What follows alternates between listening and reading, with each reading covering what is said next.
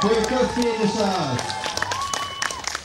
Marius Diliūnas, sveikiname Mariau.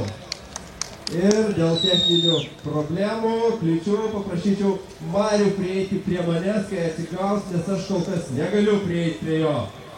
Ir pasidalinti įspūdžiais apie šios dienos bėgimo varžovus.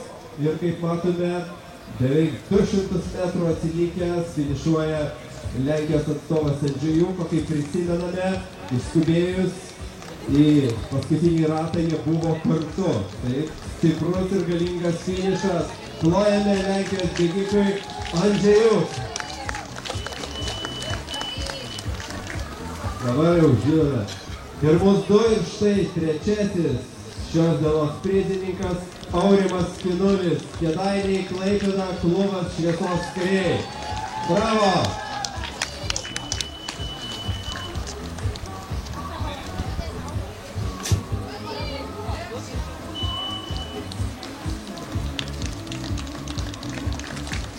Ketvirtuoju Mindaugas Viršilas. O kaip matome, penktuoju finišuoja šiaulietis Dainius Šiaučikovas, tai trenerio, kurį nesenai kalbinome, auklėtinis ir sūnus.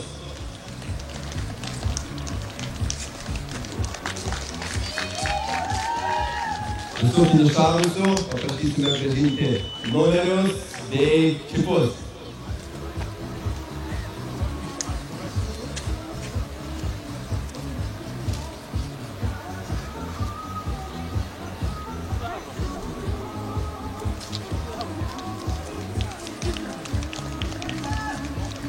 Dabar pabandysiu štai pakalbinti mūsų svečią iš Lenkijos, kuris šiandien tapo varžybų prizininku, užėmė 2. vietą.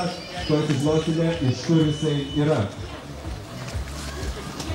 Svečias atvyko iš Bialystoko, tai yra visai šalia.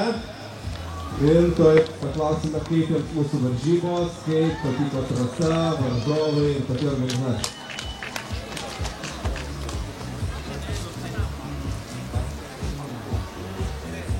Imprezować polową trzeba pierwszy raz stety na Litwie.